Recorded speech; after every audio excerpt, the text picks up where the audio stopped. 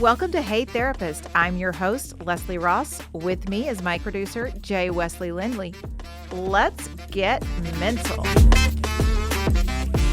Hello, everyone, and welcome back to Hey Therapist. I know it has been a hot minute. Apologies for disappearing on you guys. I needed to take a little break for myself and work out some things and do some new ideas. And now I do have the possibility of someone I've suckered in to coming and being my co-host. So with me today is Riley Dewitt. Hey. So I've known Riley for a few years, and over getting my hair done, we had a discussion, and now I've suckered him to being here. But he seems excited right now, but we'll see how he feels after we record a couple. No, I'm very excited to be here, actually. It's something I've always really wanted to be a part of. So when you were talking to me about it, I was like, absolutely, let's do this. So I'm very grateful to be here, and thank you so much for asking me to do this. Yeah, of course. I think we're going to have a good time. I do too. So let's get to know Riley. Y'all know all of my business. Let's get to know Riley. Where did you come from? What do you do now? What do you like to do? Okay, so I actually was born in Paris, Texas, where I'm currently residing, but I was raised here in the Broken Bow, Wright City area. I actually owned salons here for quite some time. So a lot of our viewers or listeners that is from this area would probably know my name and my face from that. But if you're not familiar with me, that's actually where I came from. So I'm in the hair industry. I've been in the industry for 18 years. Within that 18 years, I also have gotten into interior design. So I do interior design as well, and just kind of have my hand in some other businesses and things like that. So that's what I do. A lot of people don't know me outside of work, which is really kind of exciting to be able to share on this podcast a little bit more of my personal life that people are not really familiar with. Sure. That is something I actually was talking with a client the other day about, was that so many people have only been able to see my Instagram side or my Facebook side or my business side, and they've never really seen the true Riley. So this is going to be really interesting to probably be able to maybe dig a little bit deeper into that, and people see a different level of me. Sure. And a different side. So sure. I have this side of me that is very outdoorsy, and people have no clue about it. They'll see a post every once in a while, but they're like, did you climb that mountain just for the picture? Yeah, exactly. It's it's not just like an Instagram picture moment for me. There's so many places I've visited across the United States and been that I've never even shared. Right. Because as I've gotten older, I've learned that it doesn't really matter about a picture. It's really just a very personal thing for me. So it's going to be very exciting to be able to maybe share those experiences. You say that now. People. Yeah. And just be a little bit more transparent in some of my life, but also,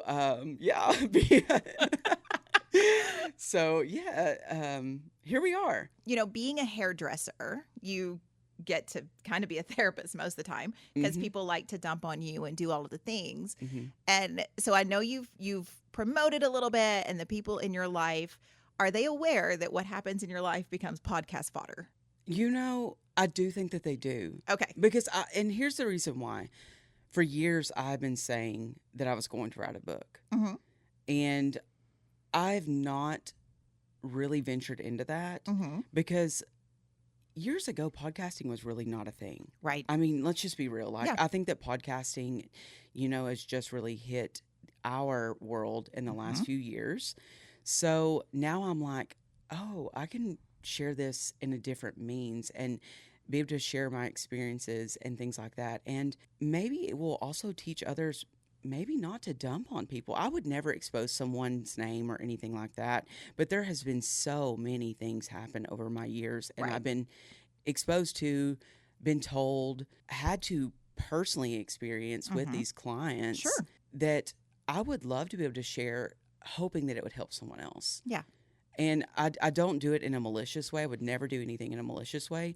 But there have been some really dumb things shared with me and inappropriate. Sure, I can only imagine. So, No, I do feel like that people knew at one time, like, oh, he's probably going to expose this one of these You're like, days. let me go make a note real quick. Let me, 'cause, you know, it is a warning that we give to people in our lives. Like, if you are in my life, you may only be known by a nickname on the podcast. You may get your real name out there at some point, maybe, but you can be fodder. Like, it's my life, and I talk about my life. I talk about real things, and that's what, when I started this, that's what I wanted it to be. I wanted it to be what I needed when I was going through struggles, or what I needed when to hear from someone else and to understand that, oh, other people go through this, and oh, like, not that I am anything special, but like, if I'm listening to something and I'm like, okay, this person is an actual therapist and they still go through these things, knowing what you know, doing what you do, you know, I think it's important to share those parts of you that aren't really bright and shiny, and that are the parts that other people can relate to, and that you want to make that journey with someone and let them know that it's either okay to act like this or it's not okay to act like this. And I did, but I'm not okay with that, and I shouldn't have done XYZ, whatever it is, you know. So I think that's one of the things that's been so important, and one of the things that I've, you know, Jay has been wonderful and jumps on when I make him, and, you know, I've had some other guests on, but, you know, I've really been wanting to have someone to just go back and forth with, and have that banter and get it from a different experience. Because I think people think sometimes when I say things that it's a very feminine experience. And that's why, you know, when Jay was on, you would always get that man side. And I think it's important to hear that man side of it, and what goes on in the world of male mental health struggles, because people don't talk about it as much. And especially, you know, I think one of the interesting things we might get to is how it was for you growing up in these parts, being a gay man. You know, it's not easy still in this part of the world. And it's the confidence that you've developed over the years. I think that's important for younger queer individuals, you know, to know and to be able to embrace, and, you know, just that dating is the same. Like, no matter however you're dating, whatever your preference is, it all sucks to a point. It absolutely does. So I think to get that insight, so I think there's a lot of topics we kind of discussed that we want to talk about coming up. But for you, what has been your mental health journey? Like, have you done therapy? Have you reached out to individuals? Like, did you have support group? Like, what did you use, you know, even as little Riley and now as adult Riley? Like, what does that look like different for you? Oh my gosh. Well, we could be here for 12 hours. We got time. No. So little Riley had no idea who he was, you know, and looking back into my childhood, I was actually thinking about this on my drive here. Looking back into that, I felt like I was so filtered. And I had to be filtered because I never wanted to hurt anyone, you know, and being a young kid growing up into my teenage years, even into my adult years, living here, it was never be the real you, which was the hardest thing to be able to live with. Unless you've actually lived that, you have no idea what it feels like. So the one thing that I always tell someone is, if I can help you with anything, it is for you to be you and find your true potential and not be scared of that, to live your truth. And I think that so many people are so confused about the queer community, and they only see how it's exploited with a rainbow flag and, you know, just like, oh my gosh, we're queer and we're out and we're all this. And so many of us are not that way. We just want to live like everyone else. And we just happen to like the same sex. I've never been one to scream it, shout it. If you followed me for years on anything, I've never posted it on anything. Right. And it would be the same thing with, like, I always tell my, like, straight friends, they're not posting that they're straight all the time, just like I'm not posting that I'm gay. Like, there's I don't have no- to advertise I don't my have to- sexuality. I do not have to advertise it. So I've never quite understood that about the queer community. And I think a lot of it is like the oppression and just everything in the past and just whatever. We could get into that on a different Sure. podcast, or on a different series. But with today, with me, like back when I was younger, into my teen and adult years, mental health was not a thing. I think that if mental health would have been a thing, I would have approached it differently and my life differently. And looking back, all that I did was I put all of my energy into work and being successful. So anyone that knew me, anyone that worked for me, anyone that was around me, even as a client, knew that I was extremely passionate about everything work related. Right. I had no personality other than that. It's who you are. It was or were. It's who you were. who I was. Yes. And it's kind of sad. Like, I don't view it as, I feel sorry for myself, but it's like this thing where I wish that I would have had someone in my life grab a hold of me and be like, listen here, bitch, you need to get it together. Pull yourself. You know what I mean? And work is not everything. You need to find who you are. So I projected everything of who I was into work. I lost me. I literally was horrible to be around at one time. And I know I was. And I had a client the other day that I've not seen in years that sat in my chair, and she said, "You're different." And I said, "I would hope so." Thank the Lord somebody noticed. And if you've not been around me in 5 or 10 years, Sure. you would definitely look at me and be like, he's definitely different. He's more calm. He's more collected. He speaks differently. I would hope so. Because I've had a lot of growth. I have been to therapy. I spent some time in therapy. My poor therapist, oh my Lord. And it was when I turned 30 which is such a, oh my God, thinking back, I'm like 30. Listen, it hits at whatever time it hits. Yeah, ridiculous though. But that was just like last year, right? Yeah. Oh my God. 7 years ago. There was this very harsh realization that I had. And there was someone in this community that passed away.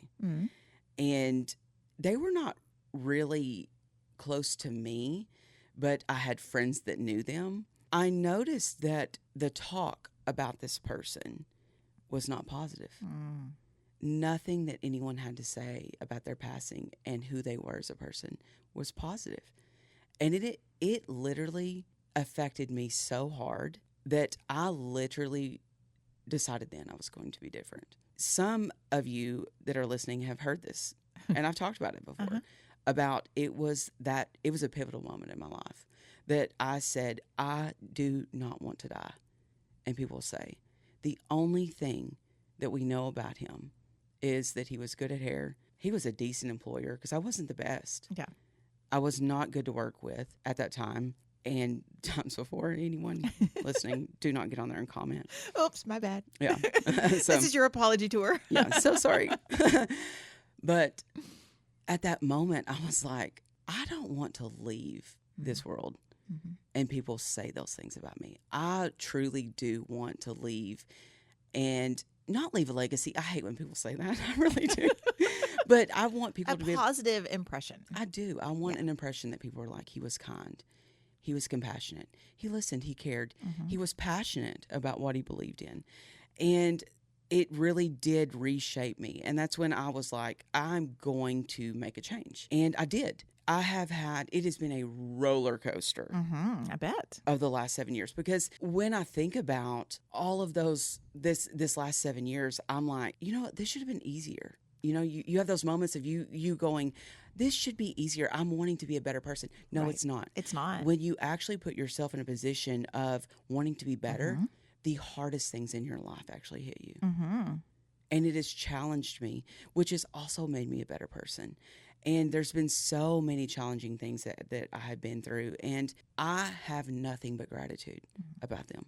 Like, there is so much gratitude that comes from those situations, I will continue to work on myself. Like, I think that people that do not continue to work on themselves, those are the people I'm like, oh, not my people. Like her. Not my so people. You good with this version of Yeah. yourself? I'm like, okay. Oh, Okay. You'll be stagnant. It's okay. It's fine. And I was that person, Yeah. you know, at one Sure. time. And I had my seasons of me hitting hard and heavy of my mental health. And then I had my seasons of just like, you know, solitude.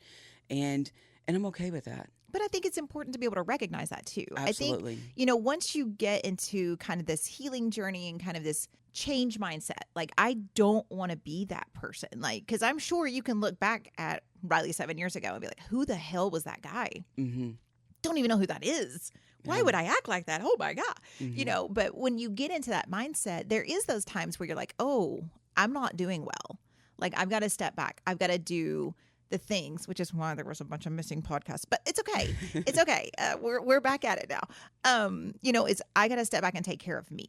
Mm-hmm. I've got to make the changes I need to make, and I've got to do what I need to do for me. And the demands don't stop coming, right? Mm-hmm. I mean, life is still demanding a lot of you, and the hits don't stop coming because, I mean, the world's not rainbows and puppies, but it's important to recognize, okay, now it's time to come into the light. Like, now it's time to step out of this. Now it's time that I have made these changes. And I wonder if, because I know it happened with me in my journey, when you started making these changes, when you said, whoa, this is not the life I want, how many people in your life pushed back on that? A substantial amount. Mm-hmm. And surprisingly, it was family. Mm-hmm. Now I know that people like that are so used to a version of yourself that they have no idea what to do with this new person. Right. It has been the most challenging, and I still face that today. I literally just had this talk with a client this week, and I told her that. I said, when you start making changes, you will notice that the people closest to you are the ones that you will get the biggest pushback from. And embrace it. And that is the hardest thing to embrace, because to me, that's when growth really, you do see growth. Absolutely. And so many people, they do not do that. They're like, oh gosh, I'm going to have to conform to them, or I'm going to only be this person when I'm not around them. That is the worst thing that you ever can do, because what you're also doing is you're falling into a pattern of being your old self. You're conforming. We shouldn't conform to the people. I mean, we need to be our truest self around everyone, no matter if it makes people uncomfortable. Right. Because that's honestly two-faced. We have to call it like it is. And it's not being true, like you said, it's not being true to yourself. Like, when you become your authentic self, not everyone will like you. No. But you will like you. You're not going to leave those events going, oh, God, that was so draining because I had to be on. I had to put on this performance. I had to let that boundary be crossed that I tried to set because this person doesn't want to change. If that person doesn't want to change, that's cool. You don't have to tolerate bad behavior. That's when you get to say, okay, I told you we weren't doing this. You've started doing this. Time for me to go. Yeah. Like, I'm removing myself from the situation. Still love you, still care. Not doing this anymore, though. And you step away from those situations that make you have to feel like you can't be you. Because there are people out there for you when you become your true self. Yes. There is a whole community that's been waiting on you to stop those bad behaviors. And it's probably friends you've lost or friends that stopped hanging out with you that are still in the background. They're still looking at your stories. They're still doing other things, waiting for you to become that authentic self. And when they see that, that's when they may reach out again, you know, and that's when they may come back in your life, or you meet a whole new group of people that are so supportive and are so caring that you're like, I don't have to be on. I get to be me. All in all, get to be me. Like it, don't like it, I don't care. But this is who I am. Get on board or get off. Luckily, I have the most incredible table of friends. And I can truly say that. Like, it is something that I acknowledge daily. I spend a lot of time with them. We are the closest knit group of people that I've ever had personally. Right. And I would love to share them with the world, but they're mine. You know what I mean? Like, I'm always like no new people. You can't sit with us. But it's kind of crazy because once you start putting out that good comes back to you. And it truly does come in the form of friends. You do start finding yourself separating yourself from the bad seeds in your life. I encourage anyone that's listening, like, if you are struggling with that, continue to put out the good, because bad cannot be around good.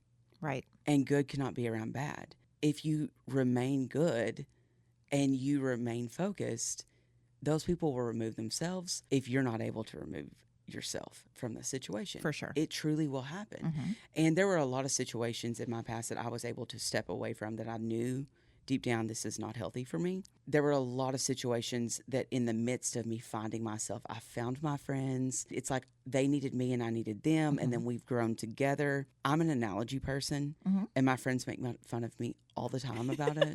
I love a good analogy. I always tell. And I know they're going to listen to this and they're going to be like, oh my God, here he goes again.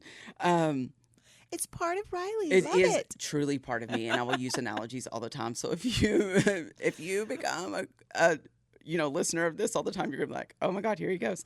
But I always explain friendships like a tree. Have found my friend group that we all grow on the same branch. And That's a good way to put it. yes, so I always tell them, like, you always can have friends that are on the same tree, but are you on the same branch? And it is a very, very important group of people to have in your life. And it does not have to be many.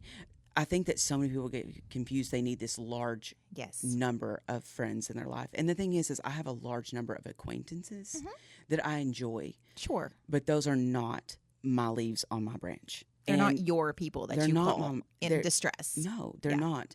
And our friend group calls it our kitchen table friends. And Michelle Obama is one of my huge people that I listen to that I absolutely love. And she talks about that. She talks about you getting your kitchen table friends, the people that can be real with you. And she also talks about people that you can leave standing in the room. That's the difference. Who are your kitchen table friends and who are the people that you can just invite to stand in the room? And my kitchen table friends are the people that get real. You know what I mean? Like, we're very honest. We're open communicators. If we have an issue, we talk about it. Just yesterday, I got into it. Me and my best friend got into a conversation that it became kind of a heated conversation, and it wasn't anything crazy. But what's so healthy about our friendship is we can have that and still love each other and look at each other and go, I do not agree with that, but I still love you. Right. Of course. And so many people cannot do that. No. They cannot have they believe that you have to agree on every level and there not be any type of heated conversations or any exchanges like that and still find common ground. Right. And we do. We know how to find common ground. We know how to have conversations. We don't talk about each other behind each other's back. It is a very, very open group of friends, and it's been so healthy. So my mental health even goes back to that. So to rein it all back in, there is such a large thing that happened for me with my mental health. And as I've spent years working on that part of me, it's kind of crazy because you start realizing that there's so many other avenues to mental health. And so many people don't talk about it. They think that mental health is just going to see a therapist. Right. And I loved my therapist. I was seeing her until I moved to Colorado, and then I started reading a lot of books and doing my own work and things like that. I do a ton of podcasts myself, do a lot of journaling, do a lot of grounding, and I'll talk about that later and how I do that. But a lot of the therapy work that I've worked on too was also my physical. Me getting healthy physical. And I didn't realize that there was so much in tune with that. And no one ever talks about it, really. Right. They don't really talk about, you know what, if it's whole health. It's whole health. It's not just about me going and talking to a therapist 30 minutes, an hour, 2 hours a week, thinking that I'm going to get fixed. You know, my therapist gave me the tools. What am I going to do with those tools? Right. And I think about those tools like she gave me a hammer and a nail. She didn't give me a hammer and a screw. Right. You know what I mean? Right. She said, here's your hammer and your nail. You decide what you're going to do with it. Are you going to build this house or are you going to replace that nail with a screw and make it harder? Luckily, I've only picked up the screw a few times. Well, we all do. Every now and then it just slips in there. I'm like, you know what? I am a product of learning the hard way. Like, that is the one thing I do learn the hard way. Yeah. And I have to. Most people do, unfortunately, because it doesn't, and that's just one of those lifelong things. And I sit and, as someone who's been a therapist for a very long time. There's plenty of times I can sit across from someone and say, listen, what do you think's going to happen? What think's going to go bad? Okay, so how do we not do that? And they're like, I don't know. I'm just going to do it. All right. See you next week. Like, I mean, it's, even knowing, because we know a lot of times I shouldn't be doing this. Mm-hmm. This is not the right fit for me. This is not the right person for me. This is not the right job for me. These are not the right friends for me. But I'm going to see how it plays out. Well, you know how it's going to play out, but you still stay in that mindset because I have to know. I have to figure it out for myself and then go, oh, yeah. And I'm all for a learning experience. Like, let's learn from it, but we don't keep repeating that. Mm-hmm. That's where that mental health, checks come into play, where you go, you know what? I did that last time and it did not work out for me. Why would I think this time will be any different? And the reality is it won't. So I'm just going to avoid that this time. It's when you start seeing the red flags and don't think you're at a carnival. Like, oh, I love a good red flag. Let's go. It's no. It's, ooh, let me just ease on out of this and be grateful for the knowledge that I have. But I think it is an important thing to bring up that mental health wellness is whole health wellness. Mm-hmm. If you're sitting around all day, when the depression gets to depressing and all you want to do is lay in bed, you can do that, but also there's life out there. You probably have a job. You probably need to get up, and you may be managing that, but doing nothing else. And it's important to add those little things. Add a couple more steps in. Mm-hmm. Add an extra shower in there somewhere. Shower. Please, deodorant. It's amazing what a shower can do too, though. Even if you're just jumping in and I, they're like, I just don't want to shower. It's so much work. Okay, well then don't make it work. Like jump in, rinse off, and get out. Because once you get in there, it's going to feel good. Mm-hmm.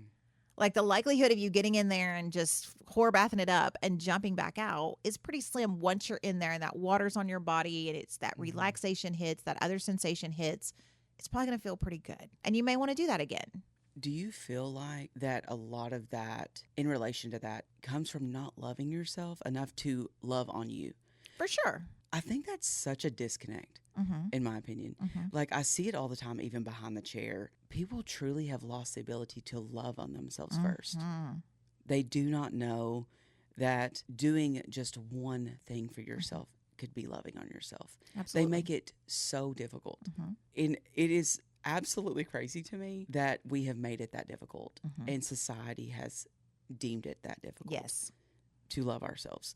And it could be as simple, like you said, as getting in the shower. Why not take that time to love on yourself? Why not, I don't know, do some skincare? Like, instead of getting on TikTok and doom scrolling, get off of TikTok, set your phone down for 30 minutes, and just maybe go sit outside and listen to the birds. Yes.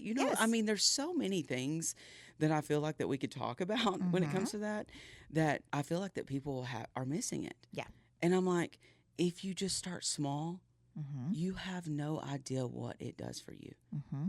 And we have to love ourselves first before we can love anyone else, before we can actually even make a conscious decision that's best for us. Right. Because if you don't care about you, you're not going to care about your decisions. No. You're like, fuck it, I'm in. Exactly. You have to care about yourself first. I think that's why we see a repeat behavior with a lot of people. Absolutely. And it's because they've never even taken the time. It's disturbing, but it also makes me sad. I mean, I hope that if you're listening and you struggle with that you start today.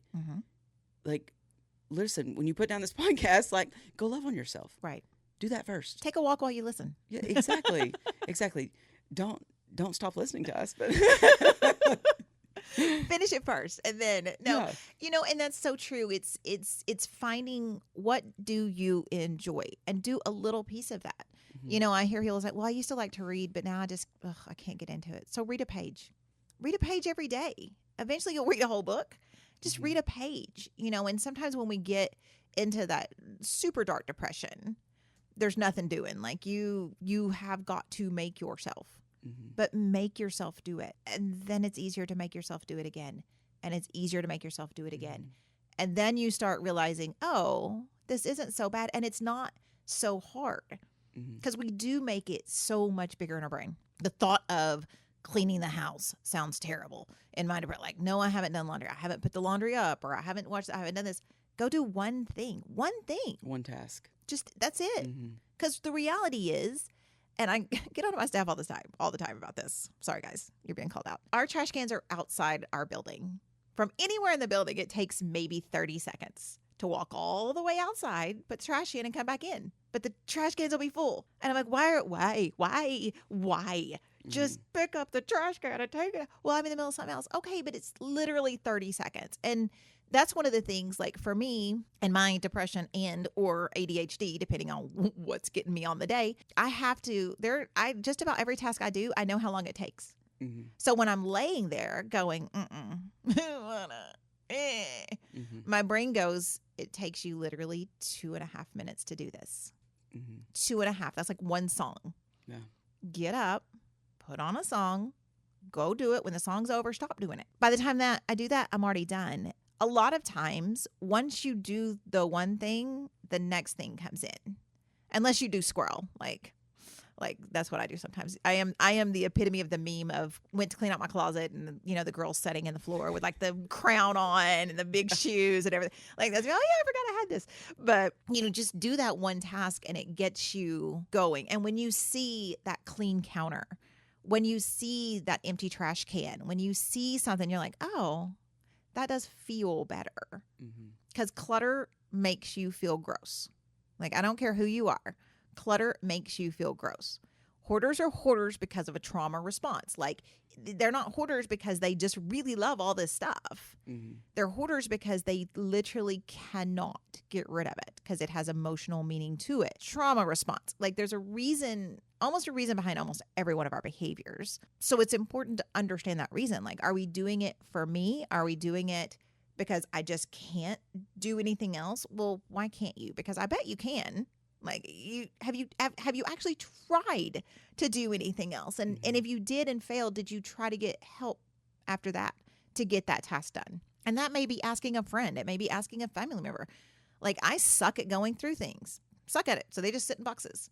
But if I have someone there with me, I can go through it all day. Like I don't even ask them to do any work. Like you do not have to do a thing but sit here with me all day. And just keep me company so I can stay motivated. Because otherwise, I'm just going to go watch TV because it's in a box. It's in the back room. I don't give a shit. Yeah. It's not going anywhere. What's it hurting, Yeah. So I think it's important to understand those little pieces and those little changes you can make. And it is hard. And it's hard when you have other people around you, like you said, that are used to a version of you that maybe they can manipulate a little bit, that maybe they know will just go along to get along. They know will say what you want to say. They know that you'll co-sign on their bad behavior, whatever it is. Like you may have these people in your life that don't make you feel so great. You're doing all the things for them, but you just feel empty about those interactions. And when you can find a person, not even a group starting out, a person that can be your hype man, that will be your friend, that will be honest with you and be like, bro, what are you doing?